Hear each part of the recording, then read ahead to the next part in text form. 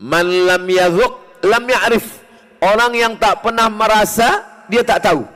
Kalau dia belum pernah merasakannya, dia tak tahu. Saya pergi ke Bandung. Sampai di Bandung jumpa dengan seseorang yang suka betul minum kopi. Lalu dia buatkan kopi saya. Ustaz Samad, ada musabaqah.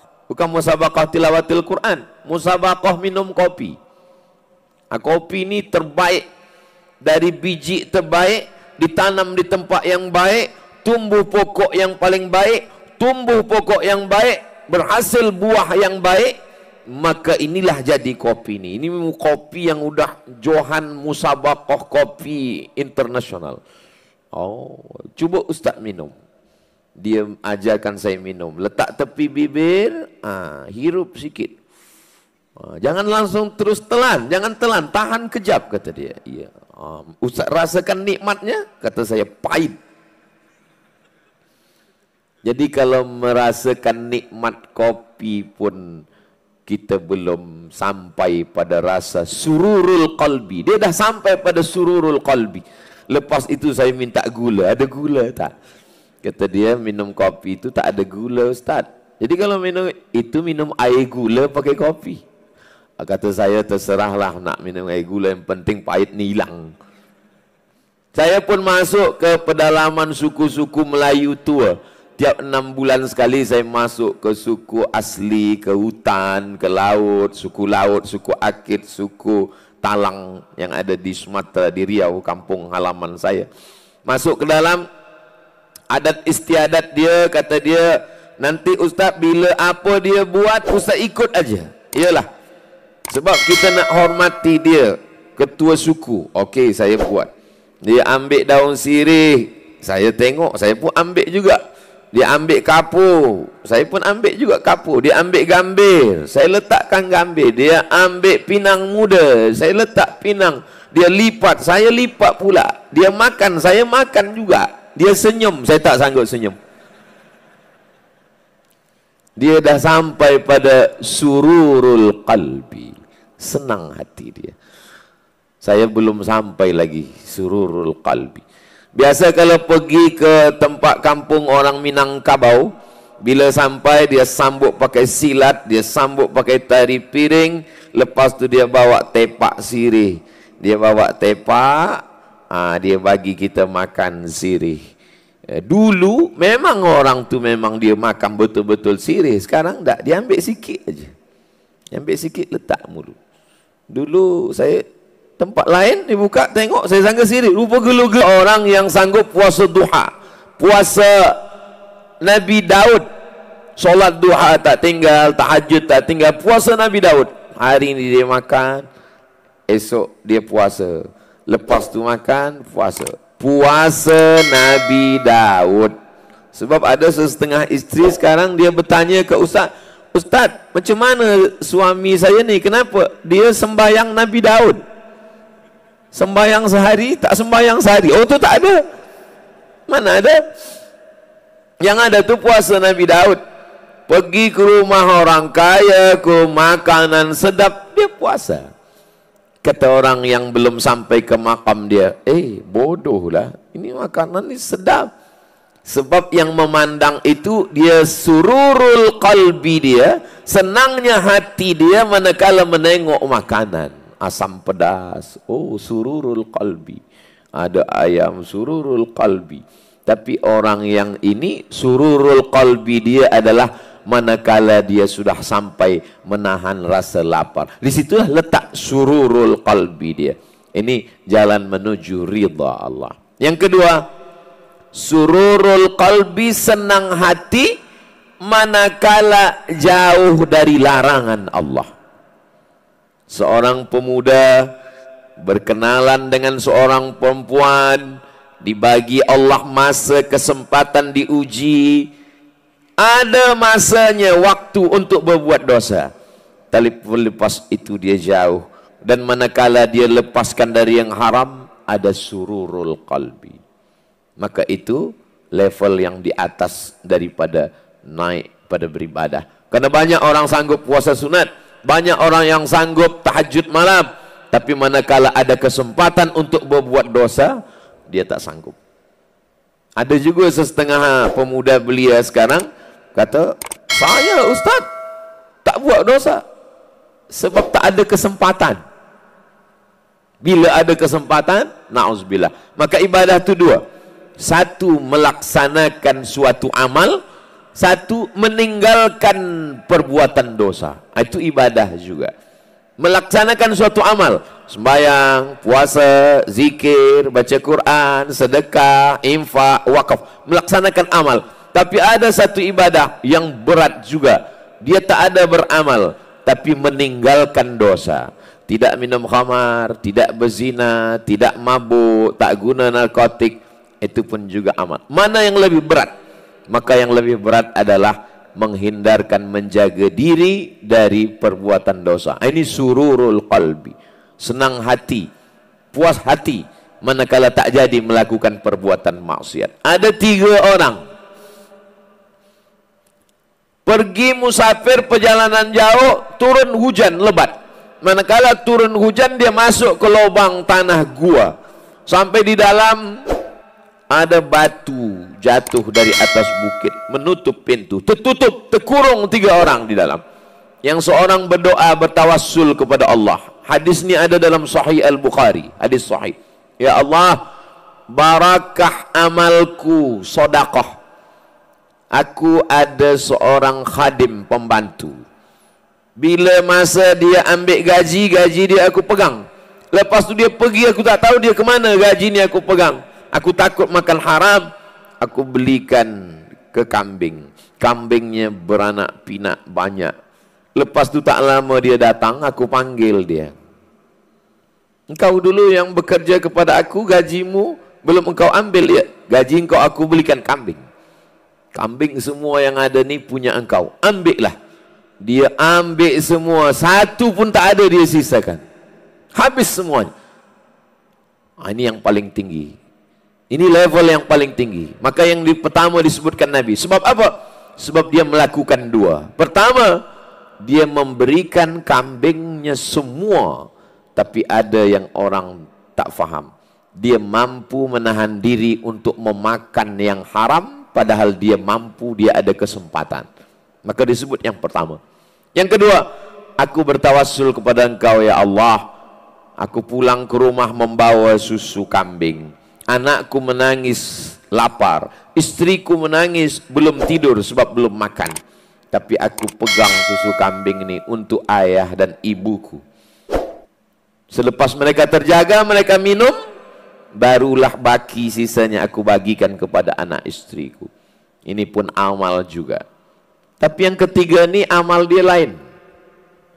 Aku jatuh cinta kepada sepupu, saudara. Lalu kemudian ada kesempatan untuk melakukan perbuatan dosa. Tak ada orang tahu. Antara aku berdua sahaja dengan dia. Tapi tak jadi aku lakukan itu ya Allah. Maka kata Allah Subhanahu wa ta'ala, terkabulnya doa dia bukan kerana dia melakukan suatu amal, tapi kerana tak jadi melakukan suatu dosa. Dan saat tak jadi melakukan dosa itu, ada sururul qalbi, rasa senang dalam hati. Hari ini banyak orang bila tak jadi melakukan dosa, susah hati pula dia tak jadi melakukan dosa. Awak macam mana? Itulah kesempatan tak datang 2 kali. Senang hati melakukan dosa. Banyak orang yang dah bertobat, yang berkata dah hijrah. Saya ni dah tobat Ustaz, dah hijrah. Dulu masa saya muda, semua khamar saya minum, semua. Ini senang hati nampaknya. Sebab bila orang susah hati, mana dia nak menceritakan segala aib cacat dia, dia malu. Cukup dengan meneteskan air mata. Ini dengan bangganya, dengan senang hati berkata, saya dulu buat ini, saya dulu buat ini, saya dulu. Lama saya dengar menung. Ini bunyi-bunyinya macam senang hati pula. Sururul qalbi, senang hati tak jadi berzina, senang hati tak jadi makan rasuah, senang hati tak jadi riba, senang hati tak makan haram, senang hati tak berjudi, senang hati tak menengok yang dilarang Allah Subhanahu wa ta'ala. Menuju ridha Allah Subhanahu wa ta'ala.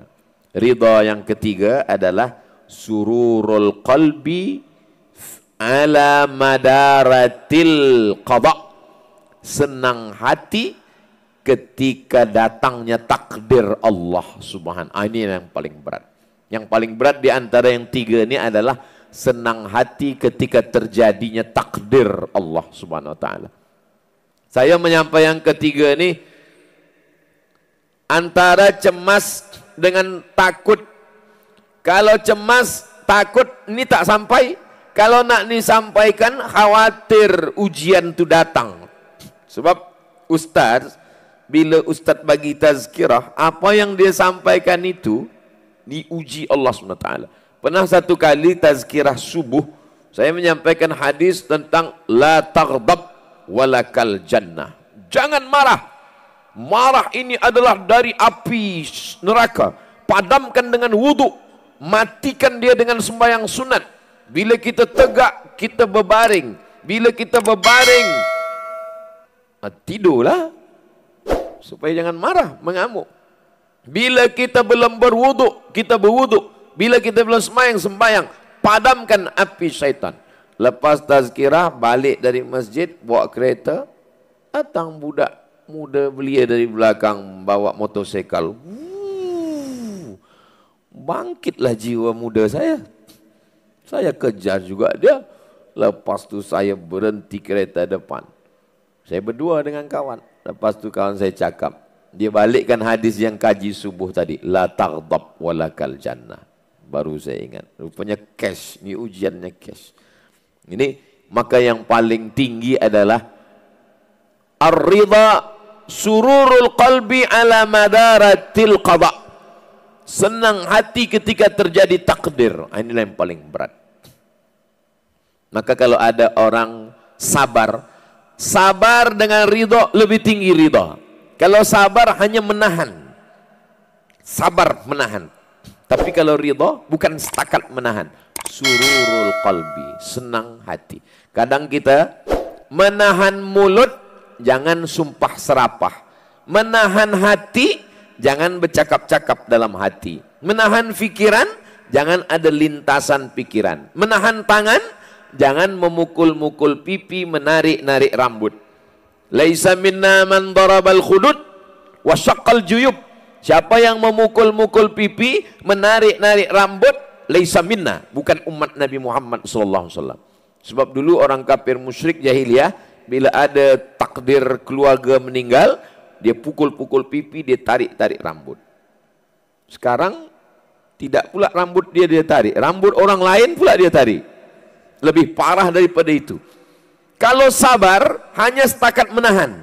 Mulut tahan, hati tahan, pikiran tahan, tangan tahan. Tapi ada yang lebih tinggi daripada itu. Sururul qalbi. Hati senang menerima takdir Allah SWT. Ini yang paling berat.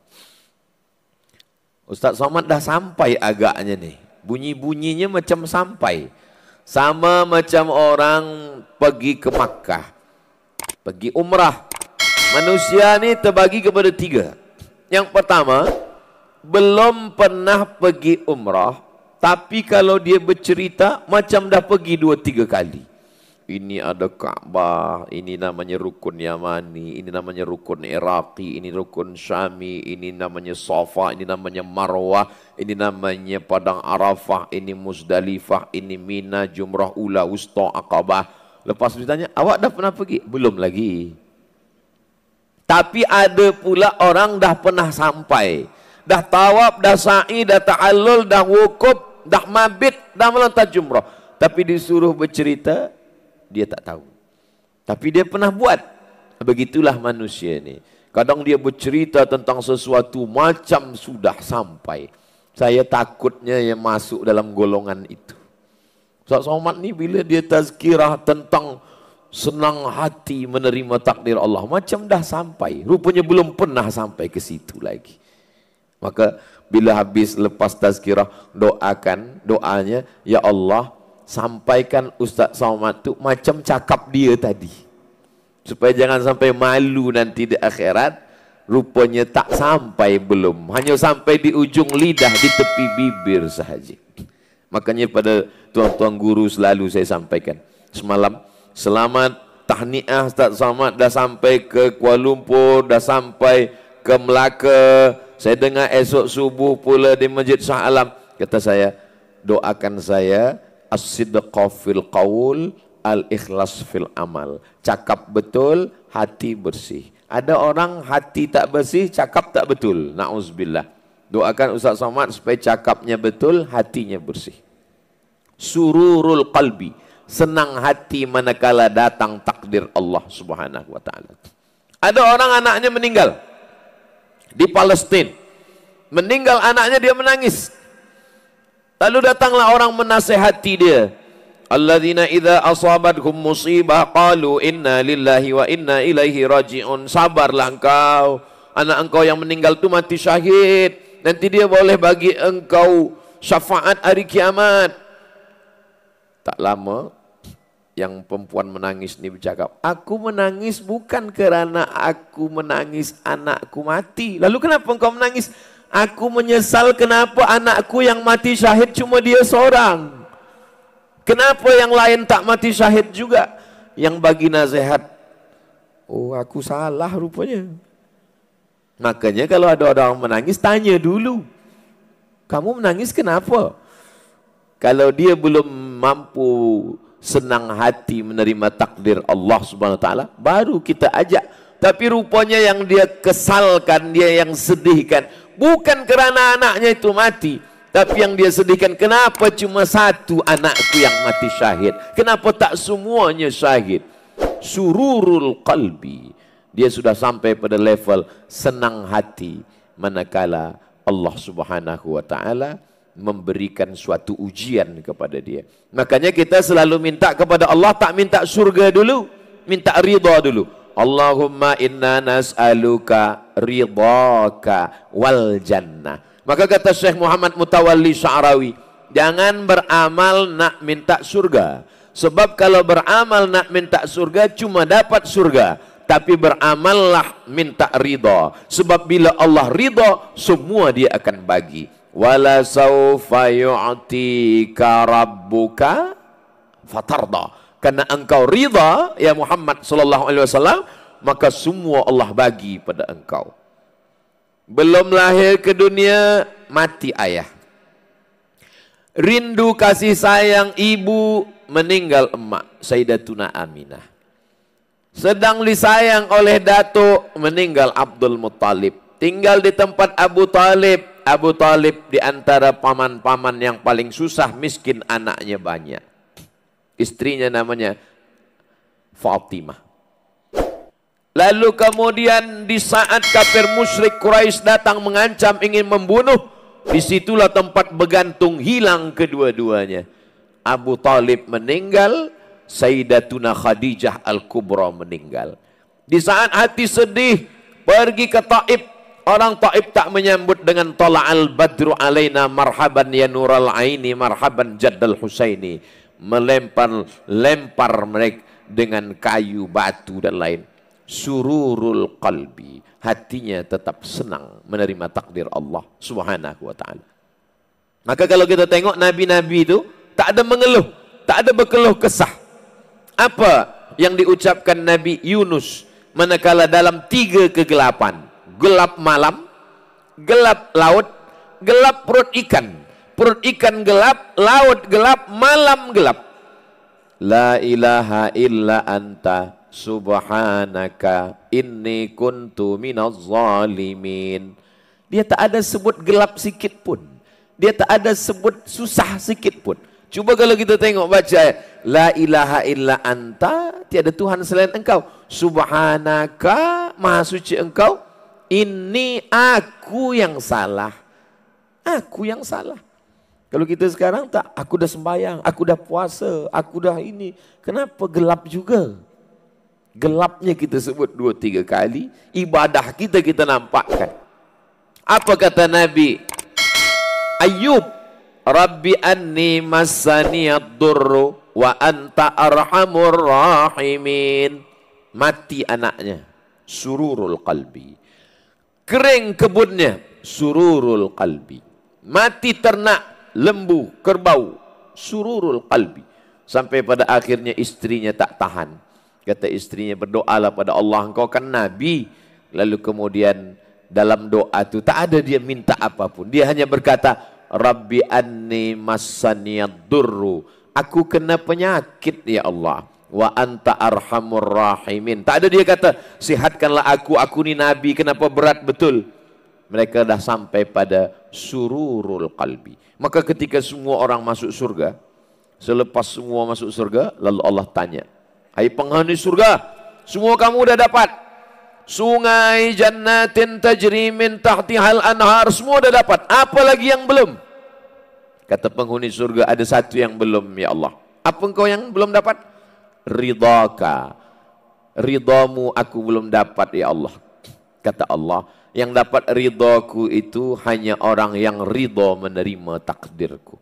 Malam yasbir bibalai, siapa yang tak sabar dengan ujianku, walam yarda biqadai, yang tak ridha dengan takdirku, falyatlub rabban siwaya, maka carilah Tuhan selain aku. Kemana lagi kita nak mencari? Maka tak ada jalan lain melainkan ridha, menerima, istislam. Levelnya ada 3. Level yang pertama, tahkim.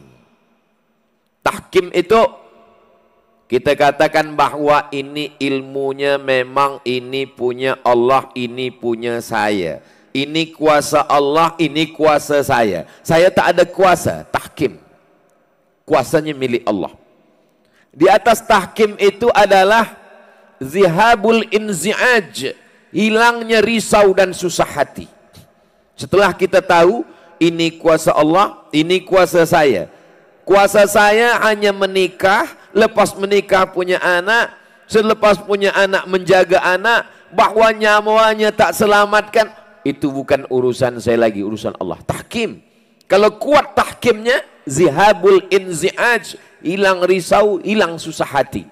Puncanya yang ketiga adalah sururul qalbi. Jadi tidak terus sururul qalbi, dia ada prosesnya. Pertolongan Allah. Memang mata ni punya kita, telinga punya kita, tapi hati bukan punya kita. Ya muqallibal qulub, engkau yang membalik-balikkan hati. Tsabbit qalbi, kokohkan hatiku ala dinik, dalam agamamu. Ustaz Somad, boleh bagi kami tazkirah dalam 60 menit. Selepas 60 menit hati senang menerima takdir Allah. Itu bahasa Arabnya mustahilun. Abu Bakar Siddiq belajar kepada Nabi 13 tahun. Dari turun Iqra bismi rabbikal ladzi khalaq, khalaqal insana min 'alaqin, Iqra wa rabbukal akramul ladzi 'allama bil qalami 'allamal insana ma lam ya'lam. 13 tahun. Manakala malam hijrah bersembunyi di Jabal Thur, malam Jumat, malam Sabtu, malam Ahad, malam Isnin mereka bertolak menuju Al-Madinah Al-Munawwarah. Malam itu datang kafir musyrik. Lau nazara, seandainya orang kafir musyrik itu memandang ke bawah, la abasarana, mereka akan menengok kita ya Rasulullah. Ada rasa risau dalam hati, ada rasa takut dalam hati. Diabadikan dalam Quran. Idhuma fil ghari, ketika mereka berdua dalam gua, idh yaqulu li sahibihi, dia berkata kepada sahabatnya, la tahzan, jangan kau sedih, jangan kau susah hati. Innallaha ma'ana, Allah bersama kita. Apa pelajaran dari sini? Sayyidina Abu Bakar Siddiq sudah 13 tahun belajar pun masih ada juga risau hati. Ini untuk menenangkan, beri tahan, wassalah, kita terus beribadah hatta ya'tiyakal yaqin, sampai Allah yang menyampaikan engkau ke sana. Saya walaupun yang menyampaikan tazkirah, saya tak katakan saya dah sampai pada sururul qalbi dalam sembahyang, sururul qalbi dalam meninggalkan yang haram, sururul qalbi ketika menerima takdir. Saya hanya seorang hamba yang berusaha. Sebab bila saya sampai ke situ, mungkin saya akan jadi orang sombong. Selepas itu saya akan mengatakan, aku Abdul Somad, Bila aku sembahyang, aku sururul qalbi. Bila saya berzakat, saya sururul qalbi. Bila datang apapun ujian, sururul qalbi. Saat itu saya sedang jatuh serendah-rendahnya karena kena penyakit kibr, angkuh, sombong. La yadkhulul jannah, tak masuk surga. Man kana fi qalbihi, siapa yang dalam hatinya mithqala habbatin min khardalin min kibrin, ada sombong, angkuh walaupun sebesar biji sawi. Jadi Allah buat hati kita tetap ada rasa susah, ada rasa cemas, ada rasa bimbang, supaya kita tak takbur, tak angkuh dan sombong, supaya sujud kita lebih lama, supaya selawat kita lebih banyak, supaya zikir kita lebih khusyuk, supaya kita merasa bukan apa-apa dan bukan siapa-siapa. Manakala kita merasa aku ni bukan apa-apa dan bukan siapa-siapa, disitulah Allah angkat derajat kita menjadi hati yang tenang. Ya ayyatuhan nafsul mutmainnah, wahai hati yang tenang. Kawan saya ni hatinya tenang, Ustaz. Dari mana awak tahu? Setiap tazkirah dia tertidur. Kalau tak tenang tak mungkin tidur. Itu tenang juga. Tapi ketenangan ni kita tak tahu, entah datang dari Allah, entah datang dari syaitan. Maka kita selalu minta kepada Allah supaya ketenangan itu datangnya dari Allah. Sebab orang yang suka music, mendengar music pun dia tenang. Orang yang suka khamar, minum khamar pun dia tenang. Orang yang suka buat maksiat, saat maksiat pun dia tenang. Tenang juga. Ustaz tahu dari mana? Jamaah tanya. Ustaz Samad, ada yang saya nak tanya pada Ustaz. Kenapa tanya di jalan? Kenapa tak tanya masa tazkirah? Saya malu, Ustaz. Apa yang nak tanya? Saya bila dengar muzik dangdut ni, hati saya tenang betul, Ustaz. Ini bukan ketenangan yang datang dari Allah Subhanahu wa ta'ala. Kita ingin ketenangan yang datang dari Allah. Bagaimana kita boleh membezakan yang datang dari Allah dengan yang bukan dari Allah Subhanahu wa ta'ala? Maka timbangannya adalah Al-Quran dan sunnah Rasulullah sallallahu alaihi wasallam. Bersesuaian dengan Quran, bersesuaian dengan sunnah, bersesuaian dengan al-ulama warasatul anbiya, maka dia datang dari Allah. Bercanggah dengan Quran, ikhtilaf dengan sunnah, khilaf dengan ulama, maka sesungguhnya dia datang dari hawa nafsu.